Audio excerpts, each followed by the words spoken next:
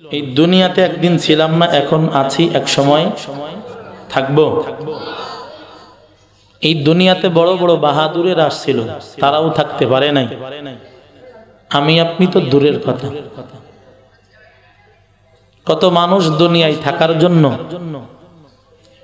লোহার সিন্দুক বানাইছে। আব্রাহা বাদশার কথা শুনছেন না শোনেন না? কি থাকতে পারছে? কত মানুষ দুনিয়াতে জান্নাত বানাইছে, আল্লাহ ওই জান্নাতও দেখতে দেয় নাই। সাদ্দাত দেখতে পারছে? দুনিয়াটা হইল এই রকম জায়গা, মুসাফির খানা।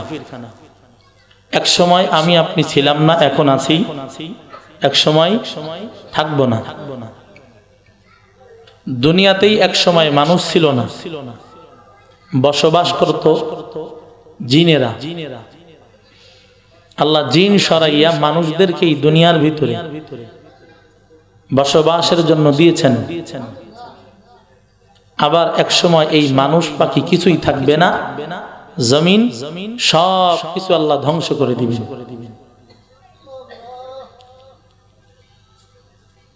জ্ঞানী মানুষ তারা, যারা দুনিয়াতে আসার পর এইটা ভাবে, আমাকে কে বানাইলো, কেন বানাইলো, কিসের জন্য বানাইলো। এই ফিকির যারা করে এরা হলো জ্ঞানী।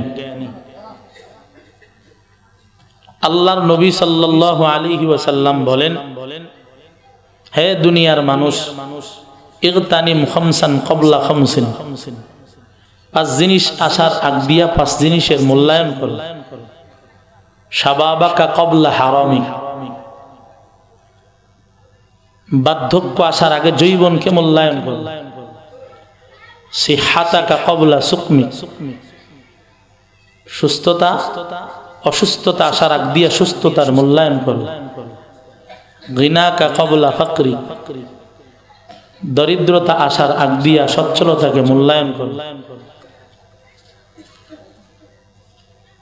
ও হায়াতাকা ক্বাবলা মাউতিক, মৃত্যু আসার আগ দিয়া হায়াতের মূল্যায়ন করো।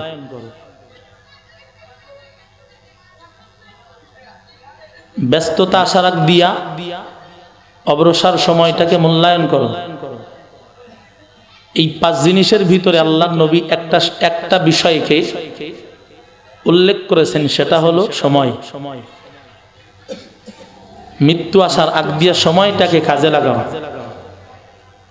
তোমাদেরকে দুনিয়াতে পাঠানো হয়েছে, তোমাদের পাঠানোর আগ দিয়া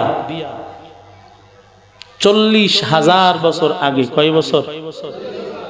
40,000 বছর আগে আদম আলাইহিস সালাতু ওয়াস সালামকে বানানোর 40,000 বছর আগে একটা ঘর বানাইছেন আল্লাহ, নাম হলো বাইতুল্লাহ। আপনারা বুঝে শুনে বলেন, আমাকে আগে বানানো হয়েছে, আদমকে আগে বানানো হয়েছে, নাকি ঘর আগে বানানো হয়েছে?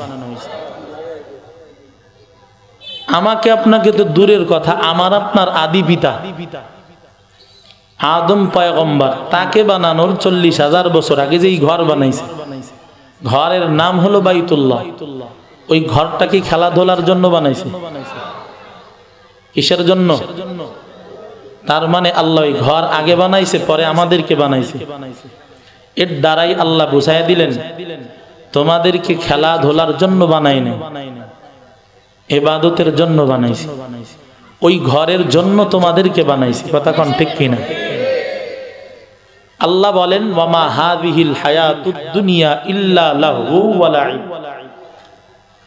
দুনিয়ার এই হায়াতটা খেল তামাশার জন্য না, গরু ছাগলের জিন্দেগির মতো না। আল্লাহ আমাদেরকে বানাইছেন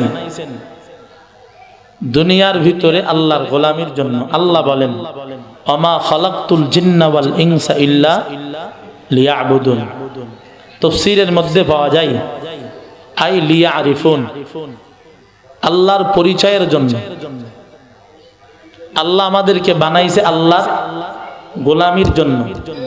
মুফাসসিরগণ বলেন, গোলামির এক অর্থ হলো আল্লাহর পরিচয় লাভ করা। আপনাদের এই ধলগ্রাম বাজারে যদি ম্যাজিস্ট্রেট সাহেব আসে, পরিচয় যদি কারো না জানা থাকে, মূল্যায়ন কেউ করবে? কেউ করবে?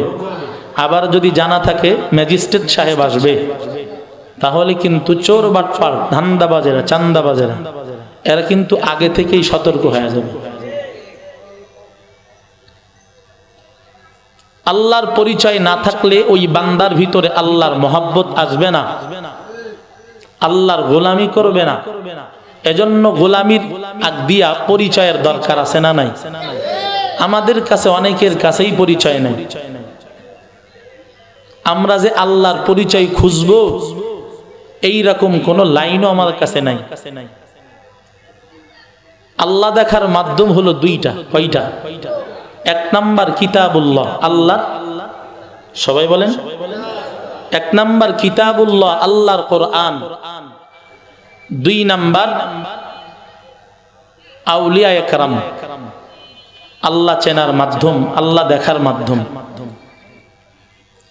কিতাবুল্লাহ আল্লাহ দেখার মাধ্যম বুঝলাম, আউলিয়া একরাম কেমনে আল্লাহ দেখার মাধ্যম? নবীর কাছে প্রশ্ন করলেন সাহাবা একরাম। আল্লাহর নবী বলেন ইদা রুকু যুকিরাল্লাহ, আউলিয়া একরাম আল্লাহ দেখার মাধ্যম হলো তাদের চেহারার দিকে তাকাইলেই আল্লাহর কথা স্মরণ হবে। আমরা তো অলি আল্লাহ দেখতে পারি না, বিরোধিতা করি। তবে সব অলিউল্লাহর পক্ষে, সব অলি আউলিয়ার পক্ষে আমি না। যারা মুরিদের ব্যবসা করে, মাজার নামক ব্যবসা দিয়া গাঞ্জা টানে, নারী পুরুষ অবাধে চলাচল করে, এই রকম কোন মানুষকে আমি আউলিয়াও বলি না, অলিও বলি না, পীরও বলি না। এগুলোর বিরোধিতা আমরা করি। তবে আমরা কাদেরকে আউলিয়া বলি? যারা নিজে হারাম খায় না, যারা নিজের মুরিদদেরকে হারাম খাওয়ার থেকে বিরত থাকতে বলে, নিজে নিজের চক্ষুকে হেফাজত করে, মুরিদদেরকেও চক্ষু হেফাজতের আদেশ করে, নিজে নামাজ পড়ে, মুরিদদেরকেও নামাজের তাকিদ দেয়, নিজে হালাল খাই, মুরিদদেরকেও হালালের বয়ান দেয়, নিজে আল্লাহর বিধান মানে, রসুলের তরিকা মানে, মুরিদদেরকেও মানার জন্য আদেশ করে। আমরা এই সমস্ত বুজুর্গদের কথা বলি, তাদের পক্ষের আমরা। আল্লাহ কোরআনে বলেন ইয়া আইয়ুহাল্লাযীনা আমানুত্তাকুল্লাহ, হে দুনিয়ার মানুষ, ইত্তাকুল্লাহ, আমি আল্লাহকে ভয় করো। কাকে ভয় করো? আল্লাহকে ভয় করো।